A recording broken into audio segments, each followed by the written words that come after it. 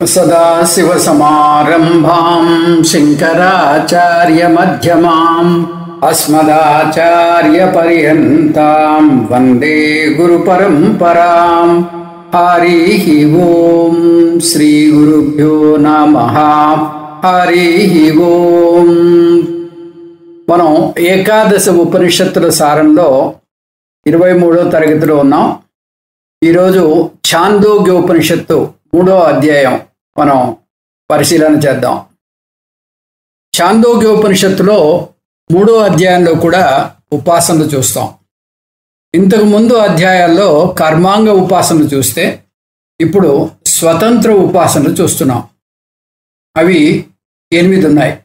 వాటి పేర్లు ఆదిత్య ఉపాసన, గాయత్రి ఉపాసన, ద్వారపాలకుల ఉపాసన, జ్యోతి ఉపాసన, బ్రహ్మ ఉపాసన, విరాట్ ఉపాసన, పురుషస్య యజ్ఞ కల్పనం, ప్రతీక ఉపాసనలు. ఈ విధంగా 8 ఉపాసనలు ఈ 3వ అధ్యాయంలో ప్రతిపాదింపబడ్డాయి. ఇందులో మొత్తం 19 ఖండాలు ఉన్నాయి. 1 నుంచి 11 ఖండాల్లో ఆదిత్య ఉపాసన కొనసాగుతుంది. ఆదిత్య ఉపాసన ఆదిత్యుని దేవమధువుతో పోల్చింది. ఈ ఉపనిషత్తులో తేనె రుచి నాణ్యతలో స్థాయి భేదాలు ఉన్నట్టు సూర్యునిలో బయటకు కనబడే రంగు నుండి అత్యంత లోపలి భాగం వరకు 5 స్థాయిలను తీసుకుంది. తేనెతో ఎందుకు పోల్చిందంటే తేనె రుచిని ఎలా ఒక్కొక్కరు ఒక్కొక్కలా ఆస్వాదిస్తారో అలా కర్మ ఫలాన్ని ఒక్కొక్కరు ఒక్కొక్కలాగా అనుభవిస్తారు. సూర్యునిలో ఉన్న అనేక స్థాయిలతో ఈ కర్మ ఫలాలను పోల్చింది శాస్త్రం. అన్ని రకాల పువ్వుల నుంచి తేనె వచ్చినట్టుగా అన్ని రకాల కర్మల నుంచి కర్మ ఫలాలు వస్తాయి. అది అన్నింటికీ ఒకటే. కీర్తి, దేహకాంతి, ఇంద్రియ సామర్థ్యం, శక్తి పెరిగి అన్నం సమృద్ధిగా దొరుకుతుంది. మధువు కణాల లోపలికి వెళ్ళిన కొద్దీ రుచిలో స్థాయి భేదాలు ఉన్నట్టుగా కర్మఫలంలో కూడా సూర్యుని లోపల పొరలో లోపలికి వెళ్ళిన కొద్దీ అధిక ఫలం ఉంటుంది. సూర్యుని అత్యంత బాహ్యంగా కనపడే రూపం నుంచి లోపలి వరకు 5గా విభజించింది ఉపనిషత్తు. రోహితం అంటే ఎరుపు, తెల్ల రంగు, నల్ల రంగు, మరింత నల్ల రంగు, అత్యంత మధ్య భాగం. కర్మఫలం వరుసగా లోపలికి ప్రసరించిన కొద్దీ అధికంగా ఉంటుంది. అలాగే మధునాడిలో సూర్యకిరణాలు ప్రసరించే 5 దిక్కులు తీసుకుంది. అవి వరుసగా తూర్పు, దక్షిణం, పడమర, ఉత్తరం, ఊర్ధ్వ భాగం. 5 రకాల కర్మలు ఋక్కర్మ, యజుర్కర్మ, సామవేద కర్మ, అధర్వణవేద కర్మ, ఓంకారము. అధర్వణవేద కర్మను పారిప్లవ అంటారు. అధర్వణ వేదంలో యజ్ఞాలు ఉండవు. కానీ పూర్వం పెద్ద యజ్ఞాలు చేసేటప్పుడు మధ్యలో మంచి విలువలను బోధించే కథలు, ఇతిహాసాలు చెప్పేవారు ఋషులు. 5వ కర్మను ఓంకారం అని ఎందుకన్నారంటే అది రహస్య ఉపాసన అయింది. కర్మ ఉపాసనలు చేసిన వ్యక్తులు స్వర్గలోకాలకు వెళ్ళి కర్మఫలాలను అనుభవిస్తారు.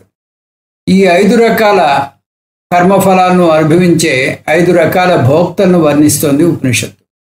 వారు వరుసగా వసువు, రుద్రదేవత, ఆదిత్య దేవత, మరుత దేవత, సాధ్య దేవతలు. ఈ 5గురికి కర్మఫలాలను పంచే నాయకులు అంటే వీరిని స్వర్గలోకాలకు తీసుకువెళ్లే నాయకులు వరుసగా అగ్ని, ఇంద్రుడు, వరుణుడు, సోమదేవత, హిరణ్యగర్భ. వారు ఆయా లోకాలకు తీసుకువెళ్తారు. మొదటి 4 లోకాల్లో సూర్యోదయం, అస్తమయం 4 దిశలకు మారుతూ ఉంటుంది. 5వ లోకంలో సూర్యుడు ఉదయించడు, అస్తమించడు. కర్మఫల కాల పరిమితి ఒక్కొక్క లోకానికి 2 రెట్లు పెరుగుతూ వస్తుంది. మొదటి లోకంలో భూలోకం ఉన్నంత వరకు, 2వ లోకంలో దానికి 2 రెట్లు, అలా 5వ లోకంలో దాని ముందు లోకానికి 2 రెట్లు. ఇంకా 6వ ఖండంలో భోక్త వసుదేవత, నేత అగ్ని, లోకం అగ్నిలోకం. సూర్యగతి ఎలా ఉంటుందంటే తూర్పును ఉదయిస్తాడు, పడమరన అస్తమిస్తాడు.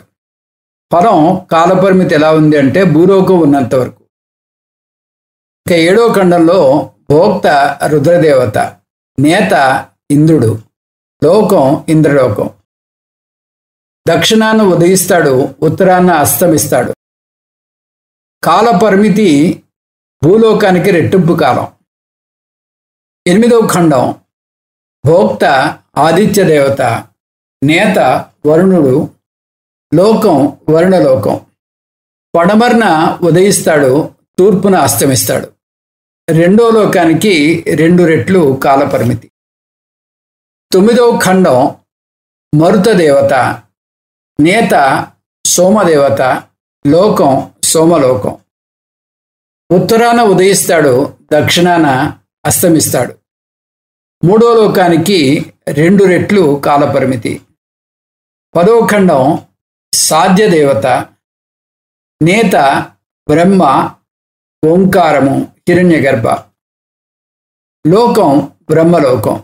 సూర్యుడు ఉదయించడు, అస్తమించడు. 4వ లోకానికి 2 రెట్లు కాలపరిమితి.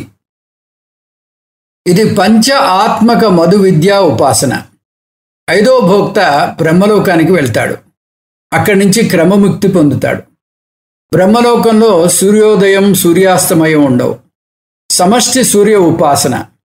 ముందు 1 నుంచి 10 ఖండాల్లో మధు విద్య పోలికతో సూర్య ఉపాసన వచ్చింది. దానికి ముగింపుగా ఇప్పుడు సమష్టి సూర్య ఉపాసన చూస్తాం. ఇందులో సూర్యుని అనేకంగా చూడం, ఏకంగా చూస్తాం. అది కూడా మనకి భిన్నంగా చూడం. అభేద ఉపాసన చేస్తాం. దీన్ని అహంగ్రహ ఉపాసన అంటారు. అహం అంటే నేను, గ్రహ అంటే గ్రహణం, నేనుగా చూడ్డం. సూర్యదేవత రూప అహం అస్మి. ఉపాసనలో అభేద భావనను ఊహించుకుంటాం. జ్ఞానంలో అభేద భావన ఎందుకు కలగాలో అర్థం చేసుకుంటాం. అలా అర్థం చేసుకున్నాక చేసే ధ్యానాన్ని నిధిధ్యాసనం అంటారు. ఇప్పుడు చేసేది అహంగ్రహ ఉపాసన. ఉపాసన మోక్షాన్ని ప్రత్యక్షంగా ఇవ్వదు, క్రమముక్తి మాత్రమే ఇస్తుంది. కానీ ఇక్కడ జ్ఞానం ఇప్పుడే మోక్షాన్ని ఇస్తుంది. దాన్ని జీవన్ముక్తి అంటారు. మరణించాక విదేహముక్తి ఇస్తుంది. ఇప్పుడు ఈ ఖండానికి వస్తే ఇది క్రమముక్తి ఫలక అభేద ఉపాసనను సూచిస్తోంది. ఇంత ప్రత్యక్షంగా ఉపనిషత్తు చెప్పదు. అందువల్లనే ఛాందోగ్యోపనిషత్తుని శంకర భాష్యం లేనిదే, దాన్ని వివరించే గురువులు పరమార్థానంద స్వామీజీ బోధ లేనిదే అర్థం చేసుకోవడం కష్టం. ఇది చాలా సూక్ష్మమైన ఉపనిషత్తు. అక్కడక్కడ మనకి అసంపూర్ణంగా ఉన్నట్టు అనిపిస్తూ ఉంటుంది. కానీ భాష్యంలోకి వెళ్తే అది పూర్తిగా అర్థమవుతుంది. ఇక్కడ ఉపనిషత్తు ఉపాసన గురించి చెప్పకుండా ఫలం గురించి చెప్తోంది. ఫలం ఏమిటి? క్రమముక్తి. క్రమముక్తి అంటే ఉపాసన ద్వారా బ్రహ్మలోకానికి వెళ్ళి బ్రహ్మ ద్వారా అహం బ్రహ్మ అస్మి జ్ఞానం పొందడం, అక్కడ మోక్షం పొందడం. భూమితో లయం చెంది సూర్యుని విడిగా చూస్తే ఉదయాస్తమానాలు ఉంటాయి. సూర్యునితో లయం చెందితే అవి లేవు. దీని అర్థం ముక్తిలో దేశకాలాలు ఉండవు. మోక్షం దేశకాలాలకు అతీతం. ఈ ఉపాసన చేస్తే తరతరాలుగా అందరూ క్రమముక్తి పొందుతారు. ఈ సందర్భంలో శ్రద్ధ లేని వానికి శాస్త్రాన్ని బోధించకూడదు అని వస్తుంది. ఇహ మద్భిః పరిగృహీతాం ధనస్య పూర్ణాం దద్యాత్. శ్రద్ధ లేని వ్యక్తి చుట్టూ సముద్రం ఉండి ధనంతో కూడిన మొత్తం జగత్తును దానం చేసినా కూడా అతనికి ఛాందోగ్యోపనిషత్తు బోధించకూడదు. గాయత్రి ఉపాసన ఖండం 12. బ్రహ్మరూపేణ గాయత్రి ఉపాసన. ఇక్కడ బ్రహ్మ అంటే సచ్చిదానంద బ్రహ్మ. బ్రహ్మ ఎన్నటికీ ఉపాస్య వస్తువు కాదు. అందుకని ప్రత్యక్షంగా బ్రహ్మ ఉపాసన లేదు. ఉపాసన చేయాలంటే ఉపాస్య వస్తువు ఉపాసకునికి భిన్నంగా ఉండాలి. సగుణ బ్రహ్మలో ద్వైత భావన ఉంది, కానీ నిర్గుణ బ్రహ్మ అవ్యవహారి. నిర్గుణ బ్రహ్మను చూడలేము. బ్రహ్మానందం అనుభవంలోనికి వచ్చేది కాదని చెప్పినా నేను అన్నీ చూడాలి, అనుభవించాలి అని కోరే మధ్యమ అధికారి శిష్యునికి ఉపనిషత్తు ఒక మార్గాన్ని చూపిస్తున్నది. ఒక సగుణ ప్రతీక మీద నిర్గుణ బ్రహ్మను ఆవాహన చేయిస్తుంది. దీన్ని అధ్యారోపం అంటారు. తమాషా ఏమిటంటే నిజానికి నిర్గుణ బ్రహ్మ మీద సగుణ బ్రహ్మను ఆరోపిస్తాం. అసలు అధ్యారోపం అంటే అది. కానీ ఇక్కడ ఉపాసనా సౌలభ్యం కోసం దీనికి వ్యతిరేకంగా అంటే సగుణ ప్రతీక మీద నిర్గుణ బ్రహ్మ ఆవాహన చేస్తాం. ఇక్కడ ఈ 12వ ఖండంలో గాయత్రిని ప్రతీకగా తీసుకుంది ఉపనిషత్తు. గాయత్రి అంటే గాయత్రి మంత్రం కాదు, గాయత్రి ఛందస్సు. అసలు గాయత్రి మంత్రం పేరు సావిత్రి. సవిత అంటే సూర్యదేవతను కొలిచే మంత్రం. అది గాయత్రి ఛందస్సులో ఉంది కాబట్టి దానికి ఆ పేరు వచ్చింది. గాయత్రి ఛందస్సులో మామూలుగా 8 అక్షరాల చొప్పున 3 పాదాలు ఉంటాయి. అంటే 24 అక్షరాలు ఉంటాయి.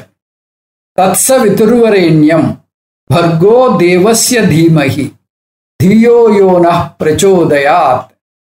జపం చేయడానికి వీలుగా ఓం భూహు భువః స్వహ అక్షరాలు కలుపబడ్డాయి. అలా 8 × 3 24 అక్షరాలు ఉంటాయి. కానీ ఇక్కడ గాయత్రిని 6 × 4 24గా తీసుకుంది. అంటే 6 అక్షరాల చొప్పున 4 పాదాలుగా తీసుకుంది. ఎందుకు? బ్రహ్మను చతుష్పాద బ్రహ్మ అంటారు కదా, అందుకని. అంతటా బ్రహ్మ ఉన్నాడు కాబట్టి గాయత్రి అంతటా ఉన్నట్టుగా తీసుకుంటాం. గాయత్రివా ఇదగుం సర్వం. గాయత్రి పరిమితమైనదే అయినా సర్వవ్యాపకమైన బ్రహ్మను ఆవాహన చేస్తాం. గాయత్రి కూడా సర్వాత్మకం. అందుకే దీన్ని సర్వాత్మక రూపేణ గాయత్రి ఉపాసన అంటారు. గాయత్రిని మొత్తం జగత్తుకి ఆధారంగా చూపించడానికి ఉపనిషత్తు ఒక కల్పన చేసింది. గాయత్రి ఛందస్సులోని ఒక్కొక్క పాదం ఒక్కొక్క రూపంలో ఆధారం అయింది. వాగ్రూపేణ అంటే మాటలు సమస్తం సంబంధాలకు ఆధారం. పృథ్వీ రూపేణ పృథివీ సమస్త జీవకోటికి ఆధారం. శరీర రూపేణ శరీరం సమస్త అంగాలకు ఆధారం. హృదయ రూపేణ హృదయం 4 అంతఃకరణలకు పంచ ప్రాణాలకు ఆధారం. సగుణ బ్రహ్మ నిర్గుణ బ్రహ్మ ఈ రెండిట్లో ఏది ఎక్కువ అంటే సగుణ బ్రహ్మ అనుకుంటాం. కానీ వేదాంతం సగుణ బ్రహ్మ అనిత్యం అని, మిథ్య అని, దుఃఖహేతువు అని, నిర్గుణ బ్రహ్మ నిత్యం అని, శాశ్వతం అని, ఆనందహేతు అని చెప్తోంది. నిర్గుణ బ్రహ్మ పరిణామం కూడా ఎక్కువే. నిజానికి ఇలా భాగాలు లేవు. బ్రహ్మ నిరవయవం. మరి అయితే ఎందుకు భాగాలుగా వాడడం? జగత్తు మిథ్య, బ్రహ్మ సత్యం నిరూపించడానికి. మిథ్య సత్యంలో ఒక భాగం కాలేదు. కలలో ఉన్న డబ్బులను ఇలలో ఉన్న డబ్బులతో కలుపలేము. అలాంటి నిత్య నిరవయవ సర్వాత్మక బ్రహ్మను గాయత్రి మీద ఆవాహన చేయాలి. నిర్గుణ బ్రహ్మ ప్రతిబింబ చైతన్యాలను ప్రపంచపరంగా 3గా విభజించి చూస్తోంది శాస్త్రం. వీటిని 3 అవస్థల్లో అనుభవిస్తాం. స్థూల ప్రపంచం విరాట్ జాగ్రత్త అవస్థలో వస్తుంది. సూక్ష్మ ప్రపంచం హిరణ్యగర్భ స్వప్నావస్థలో తెలుస్తుంది. కారణ ప్రపంచం ఈశ్వరుడు సుషుప్తి అవస్థలో అవగతమవుతుంది. 3 పేర్లతో వ్యవహరిస్తున్న ఈ బ్రహ్మ చైతన్యాన్ని 3 రకాల ఆకాశంతో పోలుస్తోంది శాస్త్రం. బహిరాకాశంలో ఉంది కాబట్టి దాన్ని విరాట్తో పోల్చవచ్చు. బహిరాకాశంలో ఉంది కాబట్టి దాన్ని విరాట్తో పోల్చవచ్చు. స్వప్న ప్రపంచం మీలోనే ఉంది అంటే శరీర ఆకాశం స్వప్న ప్రపంచానికి ఆధారం. హిరణ్యగర్భ స్వప్న ప్రపంచానికి ఆధారం. శరీర ఆకాశం స్వప్న ప్రపంచానికి ఆధారం కాబట్టి శరీర ఆకాశాన్ని హిరణ్యగర్భతో, సుషుప్తిలో మన ఇంద్రియాలు మనస్సుతో సహా హృదయంలో లయం చెందుతాయి. కారణ ప్రపంచం హృదయాకాశంలో ఉంది. హృదయాకాశం కారణ ప్రపంచానికి ఆధారం. ఈశ్వరుడు కారణ ప్రపంచానికి ఆధారం. అందువల్ల హృదయాకాశాన్ని ఈశ్వరుడితో పోల్చవచ్చు. బహిరాకాశం విరాట్, శరీరాకాశం హిరణ్యగర్భ, హృదయాకాశం ఈశ్వరుడు. ఈ మూడింట్లో దేని మీద ఉపాసన చేయాలి? ఈశ్వరుడు మాత్రమే శుద్ధం అంటున్నారు శంకర భగవత్పాదులు. మిగతా రెండు దుఃఖ మిశ్రితం. జగత్తు ప్రపంచంలో స్వప్నంలో సుఖం దుఃఖం రెండూ ఉన్నాయి, కానీ సుషుప్తిలో శుద్ధ ఆనందం ఉంది. కాబట్టి ఈశ్వర ధ్యానం హృదయాకాశంలో చేయాలి. అందువల్ల దీన్ని దహరాకాశ ఉపాసన అని కూడా అంటారు. హృదయంలో ఈశ్వరుడు ఉన్నాడంటే హృదయంలో మాత్రమే కాదు, హృదయంలో దొరుకుతాడని అర్థం చేసుకోవాలి. ఆయన సర్వవ్యాపకం, నిత్యం, నాశరహితం. ఫలం, ఈ గాయత్రి బ్రహ్మ ఉపాసన హృదయంలో చేస్తే ఇహలోక ఫలంగా నిత్యమైన ఐశ్వర్యం వస్తుంది. అంటే ఐశ్వర్యం వస్తుందని వెళ్ళాడు. పరలోక ఫలం క్రమముక్తి, బ్రహ్మలోకానికి వెళ్ళి అక్కడి నుంచి మోక్షం పొందుతాడు. ఖండం 13. ద్వారపాలక ఉపాసన, పంచద్వారపాలక ఉపాసన. ఇంకొక అందమైన ఉపాసన, కాల్పనిక ఉపాసన ఇది. ముందు ఖండంలో హృదయం = బ్రహ్మ అని చూసాం. బ్రహ్మ అంటే మాయాసహిత బ్రహ్మ లేదా కారణరూప బ్రహ్మ.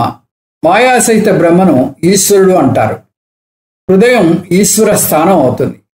ఈశ్వర సర్వభూతానాం హృద్దేశేర్జున తిష్టతి. అందువల్ల హృదయాన్ని స్వర్గలోకం అంటారు.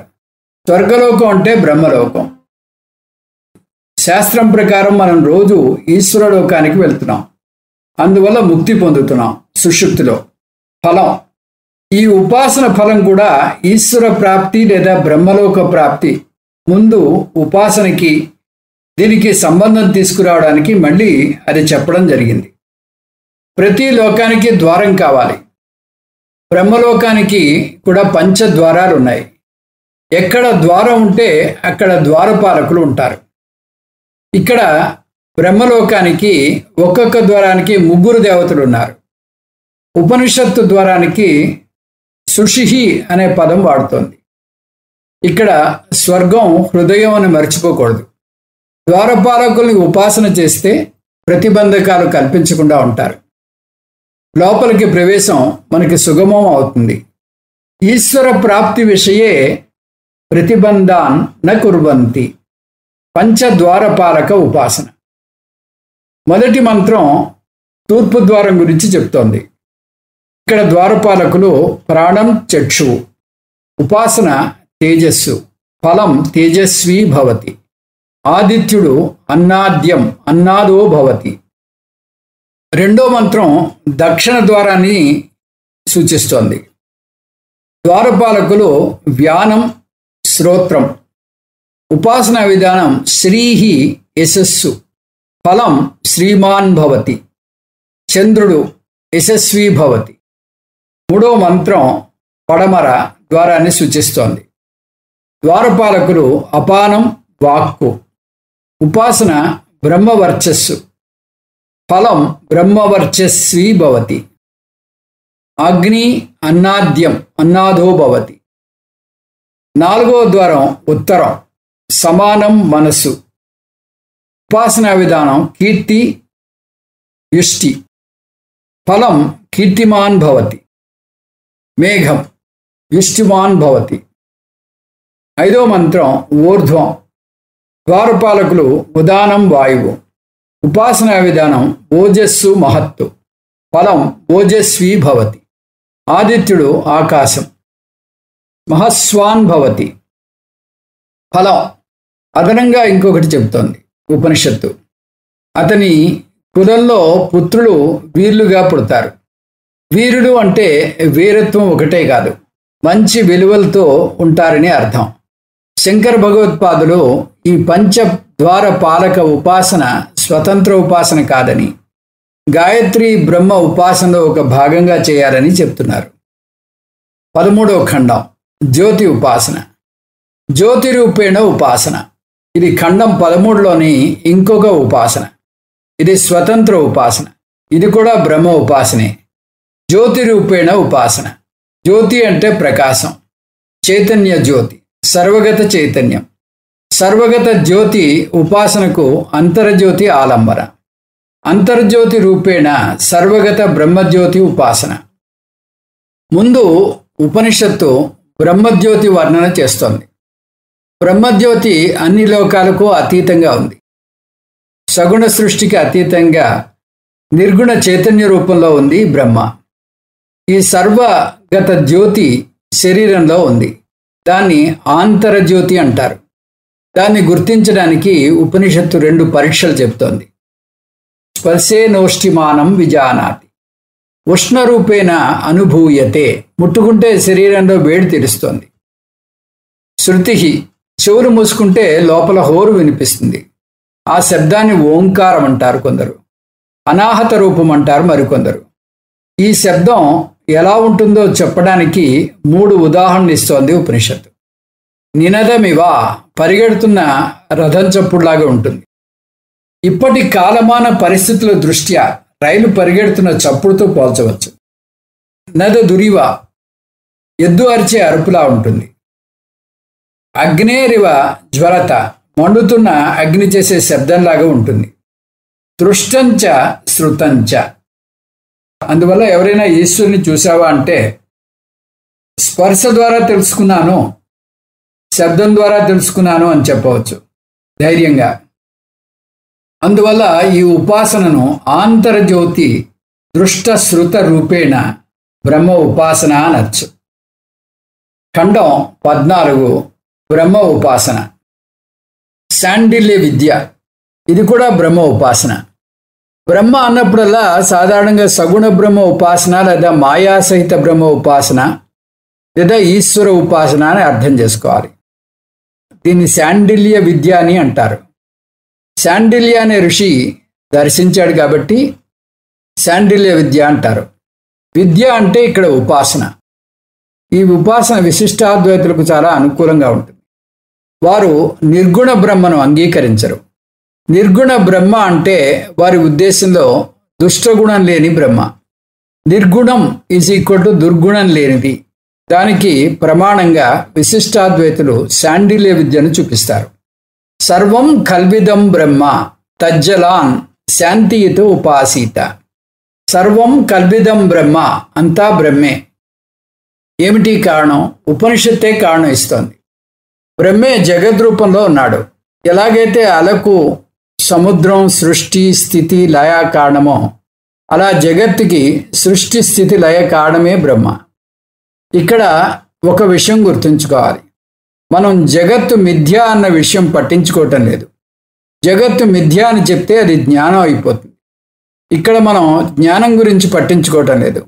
మనకు కావలసింది విరాట్ ఉపాసన. అందుకని ఉపనిషత్తు ఉన్నదంతా బ్రహ్మే అంటోంది. పాదౌ యస్య నాభిః అని వస్తుంది. తజ్జలాన్. ఈ కారణం వల్ల బ్రహ్మకు ఒక అద్భుతమైన పేరు ఇచ్చింది ఉపనిషత్తు. అది తజ్జలాన్. తస్మాత్ జాయతే ఇది తజ్జం. బ్రహ్మ నుంచి అన్నీ పుట్టాయి. తజ్జం. జం అంటే పుట్టాయి అని. తస్మిన్ లీయతే ఇది తల్లం. అన్నీ అందులోనే లయమైపోతాయి. తల్లం అంటే లయం. తేన అనితి. అనితి అంటే స్థితి కారణం. దాన్ని తద్య అంటారు. తిష్టతి అని అర్థం. బ్రహ్మే స్థితి కారణం. తజ్జం తల్లం తదన్. తజ్జం చ తల్లంచ తదంచ. తజ్జలాన్. తత్ అంటే జ ప్లస్ లా ప్లస్ అన్. జ అంటే సృష్టి, లా అంటే లయ, అన్ అంటే స్థితి. తజ్జలాన్. అందువల్ల ప్రపంచం తజ్జలాన్. ఇది శాస్త్ర ఉపాసిత. మొత్తం జగత్తు యొక్క సృష్టి స్థితి లయ కారణం మీ మనసులోకి రావాలి. శాంత అంటే రాగద్వేషాలను వదిలేయాలి కాసేపైనా ఆ ఉపాసన చేసేంత వరకు. ఉపాసన ఉద్దేశం ఇది చాలా ముఖ్యం. ఇందులో ప్రతి పదము ముఖ్యమే. ఒక వ్యక్తి ఎలా అనుకుంటే అలా అవుతాడు. అతని నమ్మకం ఎలా ఉంటే అతని భవిష్యత్తు అలా ఉంటుంది. మరణాంతరం బ్రహ్మలోకానికి వెళ్తాడు. దీన్ని క్రమముక్తి అంటారు. సర్వగుణ విశిష్ట ఈశ్వరుని మీద ఉపాసన కాబట్టి కొన్ని గుణాలను పేర్కొంటోంది ఉపనిషత్తు. మనోమయ. వ్యష్టి మనస్సులని సమష్టి మనస్సుకి చెందినవి. ప్రాణ శరీర, అన్ని సూక్ష్మ శరీరాలు ఈశ్వరుని సూక్ష్మ ప్రపంచం. భారూప, చైతన్య రూపం. సగుణ బ్రహ్మలో చైతన్యం ప్లస్ రూపం ఉంది. సత్య సంకల్ప, సంకల్పాలు ఎప్పుడూ సత్యమైనవి. ఆకాశమే శరీరంగా ఉన్న బ్రహ్మ ఒక అర్థం. ఇంకొక అర్థం ఆకాశంలాగా రూపం లేనిది. సర్వకర్మ, అన్ని కర్మలు ఆయనకే చెందుతాయి. సర్వకామ, అన్ని కోరికలు ఆయనకే చెందుతాయి. సర్వగంధ, అన్ని వాసనలు ఆయనకే చెందుతాయి. సర్వరస, అన్ని రుచులు ఆయనకే చెందుతాయి. సర్వమిద భ్యాత్త, అభ్యత్త అంటే సర్వవ్యాపకం. ఒక్క ముక్కలో చెప్పాలంటే ఈశ్వరుడు సర్వవ్యాపకం. అవాక్యనాదర, ఇక్కడ నిశ్శబ్దంగా నిర్గుణ స్వరూపం కూడా సూచించబడింది. అవాకి అంటే వాగింద్రియం లేనివాడు, అంటే సర్వేంద్రియాలు లేనివాడని అర్థం తీసుకోవాలి. అనాదర అంటే శాంత స్వరూపుడని అర్థం. ఎన్నో ఈశ్వర ఉపాసనలు ఈ ఖండంలో ఉన్నాయి. ఏషమ ఆత్మ అంతర్హృదయే, ఈ ఈశ్వరుడే నా స్వరూపం. ఎక్కడ ఉన్నాడు? నా హృదయంలో. ఏషమ ఆత్మ అంతర్హృదయే, ఈ ఈశ్వరుడే నా స్వరూపం. ఎక్కడ ఉన్నాడు? నా హృదయంలో. ఒక చిన్న స్థలాన్ని ఆక్రమించుకున్నాడు. ఎంత సూక్ష్మంగా ఉన్నాడు? వ్రీహి, యవ, సర్షప, శ్యావాహక, శ్యామాక తండుల, అనేక సూక్ష్మమైన ధాన్యాల కన్నా ఈశ్వరుడు చాలా సూక్ష్మం. కానీ నిజానికి ధ్యాయాన్ పృథివ్యా ధ్యాయాంతరిక్ష ధ్యాయాందిలో లోకేభ్యాహ, ఆయన పృథ్వీ కన్నా పెద్ద, భువర్లోకం కన్నా పెద్ద, సువర్లోకం కన్నా పెద్ద, అసలు 14 లోకాల కన్నా పరిమాణంలో చాలా చాలా పెద్ద. అణోరణీయాన్ మహతో మహీయాన్ అంది కఠోపనిషత్తు. కొన్ని వర్ణనలు సగుణ బ్రహ్మకు, కొన్ని నిర్గుణ బ్రహ్మకు వర్తిస్తాయి. ఈశ్వరుని వర్ణనలో సగుణ నిర్గుణ రూపాల కలగలిపిన వర్ణన చూశాం కదా. ఇప్పుడు ఉపాసనలో సగుణ కలపాలా వద్దా? సగుణ గుణాలని కలపాలి అంటున్నారు శంకర భగవత్పాదులు. ఎందుకంటే ఇది జ్ఞానకాండ కాదు. బ్రహ్మస్వరూపం తెలుసుకోవటం లేదు, బ్రహ్మ ఉపాసన చేస్తున్నాం. అందుకని సగుణ గుణ విశిష్ట ఈశ్వర ఉపాసన చేయాలి. సర్వగుణాలు వర్ణించేది సగుణ బ్రహ్మకే. ఫలం పరంగా చూసినా కూడా ఇది సగుణ బ్రహ్మ ఉపాసనే. ఫలంలో మరణాంతరం క్రమముక్తి వస్తుంది అంటోంది ఉపనిషత్తు. క్రమముక్తి వచ్చేది సగుణ ఉపాసకునికే. అతను బ్రహ్మలోకానికి వెళ్ళి అక్కడ క్రమముక్తి పొందుతాడు. కాకపోతే ఈ ఫలం ఈ ఉపాసన మీద ఏమాత్రం సంశయం లేకుండా శ్రద్ధ ఉన్న వానికే వస్తుంది. ఖండం 15 విరాట్ ఉపాసన. కోశ రూపేణ విరాట్ ఉపాసన.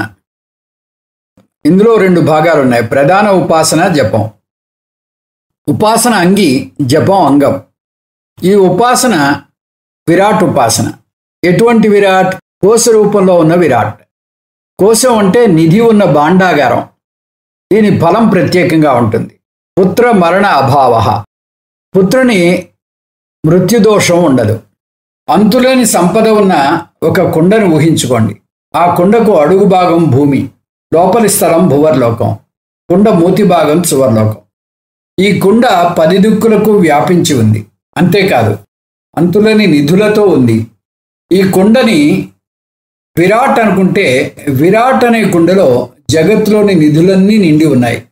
ఈ విరాట్ కుండ జీవికి ఇవ్వబడింది. ఎందుకు? కర్మఫలాన్ని అనుభవించడానికి. అటువంటి విరాట్ ఉపాసన చేయాలి. జగత్తును వర్ణించడానికి 4 దిక్కుల్ని తీసుకుని వాటికి పేర్లు పెట్టింది ఉపనిషత్తు. ఇలా అన్ని దిక్కులకు అధిపతి అనే విరాట్ ఉపాసన చేయడం వల్ల ఏదైనా పోయినా మనకు బాధ ఉండదు. ఆయన ఇచ్చిన నిధులతో ఆడుకుంటున్నాం, ఆయనే తిరిగి తీసుకుంటున్నాడు అనుకుంటున్నాం. పుత్రశోకం ఉండదు. జపం. పుత్రునికి దీర్ఘాయుషు కోరుతూ జపం చేయాలి. ఎవరిని కోరుతూ? కోశరూప విరాట్ శోకాన్ని ఇవ్వకూడదని శరణ వేడుతూ చేయాలి. ఒక్క విరాట్నే కాదు, ఆయనతో కలిపి 5 నుంచి కోరుతాం ఈ కోరిక. సర్వం కల్విదం బ్రహ్మ, అంతా బ్రహ్మే. ఏమిటి కారణం? ఉపనిషత్తే కారణం ఇస్తోంది. బ్రహ్మే జగద్రూపంలో ఉంటున్నాడు. ఎలాగైతే అలకు సముద్రం సృష్టి స్థితి లయ కారణమో అలా జగత్తుకి సృష్టి స్థితి లయ కారణం బ్రహ్మే. ఇక్కడ ఒక విషయం గుర్తుంచుకోవాలి. మనం జగత్ మిథ్య అనే విషయం పట్టించుకోవటం లేదు. జగత్తు మిథ్య అని చెప్తే అది జ్ఞానం అయిపోతుంది.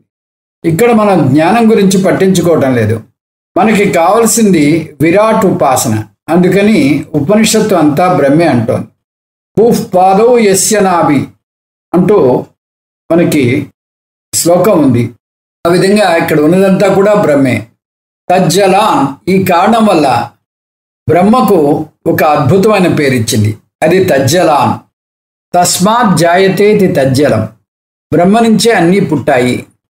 ఇదంతా మనం చెప్పుకున్నాం. ఉపాసన ఉద్దేశ్యం ఇది చాలా ముఖ్యం. ఇందులో ప్రతి పదము ముఖ్యమే. ఒక వ్యక్తి ఎలా అనుకుంటే అలా అవుతాడు. అతని నమ్మకం ఎలా ఉంటే అతని భవిష్యత్తు కూడా అలా ఉంటుంది. ఇంకా ఖండాలు 16, 17 పురుష యజ్ఞ కల్పన. పురుష అంటే ఆత్మ కాదు, శరీరం. శరీరాన్ని కార్యకరణ సంఘాతం అంటారు. దీని ఫలం దీర్ఘాయుష్. ఇందులో మొత్తం జీవితాన్ని ఒక యజ్ఞంలా ఎలా చూడాలో చెబుతోంది. జీవితాన్ని 3 భాగాలుగా విభజిస్తోంది ఉపనిషత్తు. వైదిక జీవనం గడిపే వ్యక్తి 3 సంధ్యల్లో 3 ప్రార్థనలు చేయాలి. ఆయా సంధ్యల్లో చేసే ప్రార్థనను సవనం అంటారు. అంటే ప్రాతఃసవనం, మాధ్యందిన సవనం, సాయం సవనం అంటారు. ఉపనిషత్తు జీవితాన్ని 3 సవనాలతో పోల్చి వాటిని ఒక్కొక్క ఛందస్సుతో పోల్చింది. ఆ ఛందస్సుకు ఉన్న అక్షరాల సంఖ్య సంవత్సరాల సంఖ్య అవుతుంది. ఒక్కొక్క ఛందస్సుకు ఒక్కొక్క అధిష్టాన దేవత ఉంటుంది. ఈ 3 ఛందస్సులు సంధ్యా సవనంలో వస్తాయి. పురుష యజ్ఞ కల్పన జీవితకాలం 1 నుంచి 24 సంవత్సరాలు. ప్రాతఃసవనం గాయత్రి ఛందస్సు, సంఖ్య 24, దేవత వసువు. 25 నుంచి 68 సంవత్సరాలు అంటే 44 సంవత్సరాలు మాధ్యం దినం త్రిష్టుప్ ఛందస్సులో ఉంటుంది. 44 సంఖ్యలు రుద్రుడు దేవత. 69 నుంచి 116 సంవత్సరాలు సాయం సవనం ఛందస్సు జగతి, సంఖ్య 48, దేవత ఆదిత్యుడు. ఇటువంటి కల్పన చేయడం వల్ల జీవితం మీద ఒక పవిత్ర భావన ఏర్పడుతుంది. ఒక్కొక్క ఛందస్సుకు ఆయా దేవతలు ఎందుకు అన్నది ఉపనిషత్తు చెప్పలేదు, కానీ శంకర భగవత్పాదులు వివరణ ఇచ్చారు. జీవితానికి షడ్వికారాలు ఉన్నాయి. అవి అస్థి, జాయతే, వర్ధతే, విపరిణమతే, అపక్ష్యతే, వినశ్యతి. 1 నుంచి 24 సంవత్సరాల్లో అస్థి, జాయతే, వర్ధతే. ఈ సంవత్సరాల్లో ఉత్సాహం ఉరుకలు వేస్తూ ఉంటుంది. వసువు అలా ఉరకలు వేస్తూ ఉంటాడు. వాసయతి ఇది వసుహు. 25 నుంచి 68 సంవత్సరాల్లో విపరిణమతే, అపక్షీయతే. ఈ సంవత్సరాల్లో మార్పులు ఏర్పడి ఆరోగ్యం క్రమంగా క్షీణిస్తూ నడుం నొప్పి, కీళ్ళ నొప్పులు, మధుమేహం, రక్తపోటు లాంటి వ్యాధులు నెమ్మదిగా చోటు చేసుకుంటాయి. రుద్రుడు ఏడిపిస్తాడు. రోదయతి ఇది రుద్ర. 69 నుంచి 116 సంవత్సరాల్లో వినశ్యతి, మృత్యుని సమీపిస్తాడు. అన్నీ సర్దుకుని ప్రయాణం అయినట్టుగా అంతిమ ప్రయాణానికి సిద్ధం కావాలి. పిలుస్తాడు. ఆదిత్యుడు తన సమీపానికి పిలుస్తాడు. ఆదత్తే స్వసమీపం ఇది ఆదిత్య. ఈ విధంగా మన జీవితం అంతా కూడా ఒక దైవ ప్రయాణంగా భావించాలి. శాస్త్రం ప్రకారం మనిషి పరిపూర్ణ ఆయుర్దాయం 116 సంవత్సరాలు. అందుకని ఈ 116 సంవత్సరాల జీవిత యజ్ఞం నిర్విఘ్నంగా కొనసాగాలంటే ఆయా దేవతలను ప్రార్థించాలి. మా విలోప్సియా, ఏ వయస్సులో ఆరోగ్య సమస్య వస్తే ఆ వయసులోని అధిష్టాన దేవతకు ప్రార్థన చేసి నా యజ్ఞానికి ఆటంకం రానియకు అని కోరాలి. అనుసంతనుత, ఆ తర్వాత దశకు తీసుకువెళ్ళు అని వసువుకు, రుద్రునికి పూజ చేయాలి. ఆయా దశలో చివరి దశలో ఆదిత్యకు నన్ను ఈ యజ్ఞాన్ని సక్రమంగా నిర్వర్తించేలా చేయమని ప్రార్థించాలి. ఆరోగ్యం అన్నది భోగం కోసం కాదు, యజ్ఞం కోసం చేయాలి. మరిన్ని వివరాలు తర్వాతి ఖండంలో చూస్తాం. అందుకని దీర్ఘ ఆయుష్ ప్రాప్తి కోసం ప్రార్థన చేయాలి. మంత్రం 6 ఫలశ్రుతి. ఐతరేయ మహీదాస ఋషి ఉదాహరణ ద్వారా వస్తుంది. తనకెప్పుడు ఆరోగ్య సమస్య వచ్చినా ఈ ఋషి ఆయా దేవతల ప్రార్థన చేశాడట. అగధ అంటే మందు. ఈ ప్రార్థనే గొప్ప మందు. సఖ్యం మయేతదుప తపసి. అనారోగ్యానికి సవాలు విసిరాడట, నన్నేం చేయగలరు మీరు అని. షోడశ వర్షం శతం. షోడశ అంటే 16, శతం అంటే 100. షోడశం వర్ష శతం అంటే 1600 అనకూడదు. 116 సంవత్సరాలు జీవించాడు అతను. 116 సంఖ్య అంత ముఖ్యమైనదే కాబట్టి మన వాళ్ళు డబ్బు కానుకగా ఇవ్వాలంటే 116 లేదా 1116 అలా ఇస్తారు. ఈ ఉపాసనను మహీదాసుని 116 సంవత్సరాలు జీవింపజేస్తే అలా ఈ ఉపాసన ఎవరు చేసినా కూడా దీర్ఘాయుష్ కలుగుతుంది. ఎందుకు ఉపనిషత్తు జీవితాన్ని యజ్ఞంతో పోల్చిందో చెప్పడానికి 5 లక్షణాలు పేర్కొంటోంది ఉపనిషత్తు. అస్య దీక్ష. ఒక యజ్ఞం చేయాలంటే కొన్ని కఠినమైనటువంటి నియమాలు పాటించాల్సి ఉంటుంది. ఆకలి దాహం అనుకోకూడదు, ఆరోగ్యం గురించి బాధపడకూడదు, కష్టాన్ని ఓర్చుకోగలగాలి. జీవితంలో బాధామయ రోజులు దీక్షాకారంతో సమానం. యదస్నాతి యద్పిబతి యద్రమతే. యజ్ఞంలో మొదటి రోజులు కష్టంగా ఉంటాయి. తర్వాత అన్నపానీయాల నియమ విషయంలో కొంత సడలింపు ఉంటుంది. అలాగే మన జీవితంలో కొన్ని రోజులు ఆడుతూ పాడుతూ సాగుతాయి. బాగా తిని తాగి ఆనందంతో కేరింతలు కొడతాం. అలాంటి రోజుల్ని యజ్ఞంలో చెప్పే ఉపసత్వ్రతం రోజులు అనుకోవాలి. ఎంత అందమైన కల్పన చూడండి. స్తుత శాస్త్రం. యజ్ఞం చేసేటప్పుడు దేవతల్ని స్తుతిస్తాం. అది 2 రకాల ప్రార్థన. సామవేదాన్ని గానం చేస్తారు, దాన్ని స్తుతి అంటారు. ఋగ్వేదాన్ని పఠిస్తారు, దాన్ని శాస్త్రం అంటారు. వేద పఠనం నలుగురితో కలిసి చేస్తారు, అందువల్ల సందడిగా ఉంటుంది. జీవితంలో కూడా కొన్ని సందర్భాల్లో స్నేహితులు బంధువులతో కలిసి ఆనందంగా వేడుకలు జరుపుకుంటారు. ఆ రోజులను స్తుతి శాస్త్రంతో పోల్చవచ్చు. దక్షిణ. ఏ యజ్ఞం చేసినా బ్రాహ్మణుకు దక్షిణ ఇవ్వకుండా యజ్ఞం పూర్తి కాదు, పుణ్యం రాదు. అలాగే జీవితంలో కూడా విలువలు పాటించకపోతే జీవితం పూర్తి కాదు, పుణ్యం రాదు.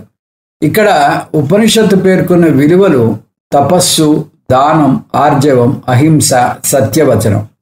వీటిని దక్షిణతో పోల్చింది. మరణమేవ అస్య అవబృధ. యజ్ఞం అంతా చేసి ముగిశాక ముఖ్య బ్రాహ్మణుడు యాగశాలని దగ్ధం చేసి వెనక్కి తిరిగి చూడకుండా అక్కడి నుంచి వెళ్ళి సమీపంలో ఉన్న నదిలోనో సెలయేరులోనో స్నానం చేయాలి. ఆ స్నానాన్ని అవబృధ అంటారు. ఒక వ్యక్తి జీవితకాలం అంతా ఒక యజ్ఞంలాగా గడిపాక అతను మరణించినప్పుడు అతనికి అంతిమ స్నానం చేయిస్తారు. అందుకని మరణమే అవబృధ స్నానం. దీర్ఘాయుష్ కలుగుతుంది. జీవితం మీద పూజ్యభావం ఏర్పడి విలువలకి ప్రాముఖ్యతను ఇస్తారు. ఈ జ్ఞానాన్ని ఎవరు పొందారు? గురువు ఘోర అంగిరస నుంచి దేవకీపుత్రుడైన శ్రీ కృష్ణ భగవానుడు పొందాడు. కృష్ణుడు నేర్చుకోవడం ఏమిటి? అప్పుడు ఘోర అంగీరసుడు ఉన్నాడా లాంటి ప్రశ్నల్లోకి వెళ్ళకూడదు. ఇది ప్రమాణం అని తెలుసుకుని నేర్చుకోవడం ముఖ్యం. జీవితం అంతా ఒక యజ్ఞంలాగా జీవించాక మరణకాలంలో ఏం చేయాలి? అచ్యుతమసి ప్రాణశగుంసితమసి. అచ్యుతమసి, ఓ దేవా నీవు క్షరరహితుడవు. అచ్యుతమసి, ఓ దేవా నీవు నాశరహితుడవు. ప్రాణ సంసితం, ఓ దేవా నీవు సూక్ష్మ ప్రాణరూపంలో ఉన్నావు. దేవుణ్ణి ప్రాణతత్వంగా కొలుస్తున్నావు. జీవితం అంతా ఒక యజ్ఞంలా గడిపినప్పుడు మన అంతిమ లక్ష్యం భగవానుడే అవ్వాలి. ఈ భాగాన్ని చూపించే 2 ఋగ్మంత్రాలు చూపిస్తోంది ఉపనిషత్తు. మంత్రం 7. ఇక్కడ ఋగ్మంత్రంలో మొదటి పాదమే ఉంది. తక్కిన 2 పాదాలు మనం కలుపుకోవాలి. రేతసహ అంటే జగత్ కారణం బ్రహ్మ లేదా ఈశ్వరుడు. దివి అంటే మామూలుగా స్వర్గం, ఇక్కడ స్వర్గానికి అతీతంగా ఉన్నాడు. పశ్యంతి అంటే తెలివైన వాళ్ళు నిరంతరం చూస్తారు. ఎవరిని నిర్గుణ బ్రహ్మ అనే అనుకోనవసరం లేదు, సగుణ బ్రహ్మ కూడా తీసుకోవచ్చు. తెలివైన వారు అంటే జీవితాన్ని ఒక యజ్ఞంలా భావించేవాళ్ళు. ఇంకొక ఋగ్మంత్రం, దీని సారాంశం కూడా ఇదే. జ్యోతిరుత్తమం, చైతన్యం ఉత్తమమైన జ్యోతి స్వరూపం. దేవం దేవత్ర, దేవతలలోనూ, స్వహ నాలోనూ ఉంది. సయశ్చాయం పురుషే యశ్చా సావాదిత్యే స ఏకః. తైత్రీయంలో వస్తుంది. సూర్యమగన్మ ఆ జ్యోతి స్వరూపాన్ని నిరంతరం చూడడం వల్ల, దాని గురించి ఉపాసన చేయడం వల్ల అహం అవుగాక అంటే అహం బ్రహ్మాస్మి అని తెలుసుకోవాలిగాక. ఈ మంత్రాలకు జీవితాన్ని యజ్ఞంలా చేయడానికి ఏమిటి సంబంధం? నిరంతరం దేవుణ్ణి తలుచుకోవడం వల్ల, అంటే జీవితాన్ని ఒక యజ్ఞంలా చేయడం వల్ల సంపదో నైవ సంపద, విపదో నైవ విపద. విపద్ విస్మరణం విష్ణోః, సంపద్ సంస్మరణం హరేః. సంపద అంటే ఐశ్వర్యం, విపత్ అంటే పేదరికం. కానీ శాస్త్రం ప్రకారం అది కాదు అర్థం. విష్ణుమూర్తిని మర్చిపోవడం విపత్తు, విష్ణుమూర్తిని నిరంతరం తలుచుకోవడం సంపద. అందుకని సూర్యభగవాను నేను గుర్తుంచుకుని నా జీవితాన్ని యజ్ఞంలా మలుచుకునేలా చెయ్యి. అలా జీవితాన్ని యజ్ఞంలా మలుచుకోవాలి. ఖండాలు 18, 19 కొన్ని ప్రత్యేక ఉపాసనలు. ఈ ఖండంలో 2 ప్రత్యేక ఉపాసనలు చెబుతోంది ఉపనిషత్తు. అధ్యాత్మ బ్రహ్మ ప్రతీక ఉపాసన, అధిదైవ బ్రహ్మ ప్రతీక ఉపాసన. ఈ రెండింటిలో ప్రతీక మారుతూ ఉంటుంది, కానీ బ్రహ్మ ఒకటే. మనో బ్రహ్మేత్యుపాసీతేతి. ఖండం 18, 19 మళ్ళీ బ్రహ్మ ఉపాసనే. ఇది ప్రతీక బ్రహ్మ ఉపాసన. ఇంతకు ముందు చూసినట్టుగా మన ఆలయాల్లో చేసేది ప్రతీక ఉపాసన. బ్రహ్మ కనపడడు, ప్రతీక కనిపిస్తుంది. అందుకని కనబడే ప్రతీక మీద బ్రహ్మను ఆవాహన చేసి దాని తర్వాత నుంచి ప్రతీకకి పూజ చేస్తాం ఆలయాల్లో. పూజ, అభిషేకం, అలంకారం అన్నీ రాత్రి విగ్రహాలకి చేస్తాం. ప్రతీక ఉపాసనలు 2 చెప్తోంది ఉపనిషత్తు. ఆధ్యాత్మ బ్రహ్మ ప్రతీక ఉపాసన, అధిదైవ బ్రహ్మ ప్రతీక ఉపాసన. ఈ రెండింటికి ప్రతీక మారుతూ ఉంటుంది, కానీ బ్రహ్మ ఒకటే. ఈ మంత్రం 2 ఉపాసనలు పరిచయం చేస్తుంది. మనస్సు మీద బ్రహ్మను ఆవాహన చేస్తాం, దానివల్ల మనని గౌరవించడం నేర్చుకుంటాం. మనస్సు రాగద్వేషాలతో నిండి ఉండవచ్చుగాక. దానివల్ల బ్రహ్మను ఆవాహన చేయడం వల్ల నికృష్ట వస్తువు కాస్త ఉత్కృష్ట బ్రహ్మ అయిపోయింది. రాయి జడం, నన్ను దీవించలేదు అని తెలిసి కూడా దానికి ఎందుకు మొక్కుతాం? ఆ రాయిలో భగవంతుని ఆవాహన చేస్తాం కాబట్టి. ఆకాశో బ్రహ్మేతి ఉపాసీత, అది అధిదైవ ఉపాసన. ఇక్కడ ఆకాశం అని అన్న ఖండం 19లో ఆకాశంలో ఉన్న సూర్యుడిని బ్రహ్మగా ఉపాసన చేయమని చెప్తోంది. ఆదిత్య అధిదైవ ఉపాసనల గురించిన వివరణ వస్తుంది ఈ మంత్రంలో. మన బ్రహ్మను చతుష్పాద బ్రహ్మ అంటారు తరచు. ఈ ఉపనిషత్తులోనే గాయత్రి బ్రహ్మ ఉపాసన చూసినప్పుడు ఈ పదం వచ్చింది. మాండూక్య ఉపనిషత్తులో కూడా వస్తుంది. ఉపాసన పాదాలు. ఆదిత్య ఉపాసన, దీంట్లో 4 పాదాలు ఉన్నాయి. వాక్కు, ప్రాణం, శ్రోత్రం, చక్షు. అధిదైవ ఉపాసన, ఇందులో కూడా 4 పాదాలు ఉన్నాయి. అగ్ని, వాయువు, దిశ, ఆదిత్య. ఆదిత్య ఉపాసన వ్యష్టిపరంగా కాబట్టి వ్యష్టిలోని 4 ముఖ్య అంగాలను తీసుకుంది. అధిదైవ సమష్టి పరంగా కాబట్టి సమష్టిలోని 4 ముఖ్య దేవతలను తీసుకుంది. అంతేకాదు, వ్యష్టిపరంగా ఉన్న అంగాలకు సమష్టిపరంగా ఉన్న దేవతలు అధిష్టాన దేవతలని తత్వబోధలో చూసాం. అంటే వాక్కుకి అగ్ని, ప్రాణానికి వాయువు, శ్రోత్రానికి దిశలు, చక్షుకి ఆదిత్య అధిష్టాన దేవతలు. మంత్రాలు 3 నుంచి 6 ఇదే భావాన్ని విపులంగా చెప్తున్నాయి. ఉపాసనా ఫలం కూడా వస్తుంది. ఒకే బ్రహ్మను 2 స్థాయిలో చూపిస్తోంది ఉపనిషత్తు. వ్యష్టిపరంగా 4 పాదాలు, సమష్టిపరంగా 4 పాదాలు చూసాం. సమష్టి దేవతల దీవెనల వల్ల వ్యష్టి పనిచేస్తుంది. బాతిచ తపతిచ, అగ్ని వల్ల వాక్కు ప్రకాశిస్తుంది, అంటే పనిచేస్తోంది. వాయువు వల్ల ప్రాణం, ఆదిత్య వల్ల చక్షువు, దిశ వల్ల శ్రోత్రం పనిచేస్తున్నాయి, ప్రకాశిస్తున్నాయి. తైత్రీయ ఉపనిషత్తులో పాంక్త బ్రహ్మ ఉపాసనలో ఇదే విషయం చూసాం. వ్యష్టి సమష్టి వల్ల ఎలా పనిచేస్తుందో చూసాం. ఫలం కీర్త్యా యశసా బ్రహ్మ వర్చసేన, బాగా పేరు పొందుతాడు. కీర్తి, యశస్సు 2 ఒకటే అర్థమైనా దానికి చిన్న వ్యత్యాసం ఉంది. కీర్తి అంటే మనం లేనప్పుడు పొగడటం, యశస్సు అంటే మన ఎదురుగా పొగడటం. ఎదురుగా ఉండగా పొగడ్త అందరం పొందుతాం, కానీ మనం ఎదురుగా లేనప్పుడు పొగడ్త పొందడం గొప్ప విషయం. బ్రహ్మ వర్చస్సు అంటే తేజస్సు. ఇంకా ఆఖరి ఖండం ఏకోన వింశ ఖండ, 19వ ఖండం. ఇందులో అధిదైవ బ్రహ్మ ఉపాసన వస్తోంది. మంత్రం 1 ముందు ఖండంలో కూడా అధ్యాత్మ ఉపాసనతో కలిపి అధిదైవ బ్రహ్మ ఉపాసన గురించి చెప్పింది ఉపనిషత్తు. ఇప్పుడు అధిదైవ బ్రహ్మ ఉపాసన గురించి చూస్తాం. ప్రతీక ఉపాసన గురించి చెప్పడానికి శంకర భగవత్పాదుడు తక్కిన ఆచార్యులు కూడా 18-19 ఖండాల గురించి తరచూ చెప్తూ ఉంటారు. ఇది ప్రతీక బ్రహ్మ ఉపాసన పేరుతో ప్రఖ్యాతి చెందింది. ఆదిత్య ప్రతీకే బ్రహ్మ ఉపాసన. ఈ ఉపాసన పేరు ఆదిత్య ప్రతీకే బ్రహ్మ ఉపాసన. ఇది స్వతంత్ర అధిదైవ ఉపాసన. సూర్యోదయాన్ని ఒక అద్భుత రూపంలో ఊహిస్తోంది ఉపనిషత్తు. బ్రహ్మాండం నుంచి సూర్యుడు బయటకు రావడాన్ని అండం నుంచి ఒక పక్షి బయటికి రావడంతో పోలుస్తోంది. అది 4 దశల్లో జరుగుతుంది.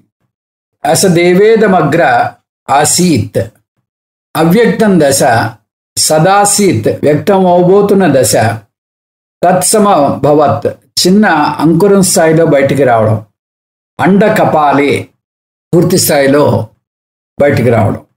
మంత్రం 2 బ్రహ్మ ఉత్పత్తి జరిగేటప్పుడు కూడా అండంతో బ్రహ్మాండాన్ని పోల్చి మరికొన్ని వివరాలిస్తోంది ఉపనిషత్తు. అండం బ్రహ్మాండం, చిప్ప ద్యూలోకం సూర్యకిరణాల వల్ల స్వర్ణమయంగా ఉంటుంది. కింద భాగం పృథివీ, పక్షి దమనాలు, నదులు, సముద్రాలు. బాహ్య రూపం స్థూల ప్రపంచం, ఆంతర రూపం సూక్ష్మ ప్రపంచం, మంచు బిందువులు, మేఘాలు, పగిలిన పెంకులు, పర్వతాలు. ఒక్క ముక్కలో చెప్పాలంటే అండంలోంచి పక్షి వస్తే బ్రహ్మాండం పగిలితే సూర్యుడు బయటికి వస్తాడు. ఇక్కడ సూర్యస్థుతి జరుగుతోంది. సూర్యుడు ప్రథమ పుత్రుడిగా కీర్తించబడుతున్నాడు. మంత్రం 3 ఘోష ఉలూలవ. ప్రథమ పుత్రుడు పుడితే చాలా సందడిగా కోలాహలంగా ఉన్నట్టే సూర్యుడు బయటికి రాగానే ఊళ్ళోనూ జీవితంలోనూ సందడి మొదలవుతుంది. కోరికలన్నీ పుట్టుకొస్తాయి. మంత్రం 4 మంచి శబ్దాలే వింటారు. భద్రం కన్నేబి శృణుయామ దేవ శాంతి పాఠం. కొంతమంది ఎంతసేపు చెడు మాటలే మాట్లాడతారు, ఎంతసేపు ఎదుటివాడిని కించపరుస్తూనే ఉంటారు. కానీ ఈ ఉపాసన చేసిన వారికి చెవిన అలాంటి మాటలు పడవు. సాధుఘోష వింటారు. నిమ్రేడరన్ అంటే ఆనందంగా ఉంటారు. ఈ విధంగా ఈ 3వ అధ్యాయం కూడా ముగిసింది. ఈ అధ్యాయంలో ఉపాసనలు వచ్చాయి. అందులో కొన్ని మధు విద్యా ఉపాసన, సూర్య ఉపాసన, బ్రహ్మరూపేణ గాయత్రి ఉపాసన, ఆంతర రూపేణ బ్రహ్మ ఉపాసన. ఈ విధంగా మనం ఈ 3వ అధ్యాయం పూర్తి చేసుకున్నాం. మళ్ళీ వచ్చే తరగతిలో 4వ అధ్యాయాన్ని మనం అధ్యయనం చేద్దాం. ఓం తత్సత్ సర్వం శ్రీకృష్ణార్పణమస్తు. ఓం పూర్ణమదః పూర్ణమిదం పూర్ణాత్ పూర్ణముదచ్యతే పూర్ణస్య పూర్ణమాదాయ పూర్ణమేవావశిష్యతే. ఓం శాంతి శాంతి శాంతిః. హరిః ఓం శ్రీ గురుభ్యో నమః. హరిః ఓం.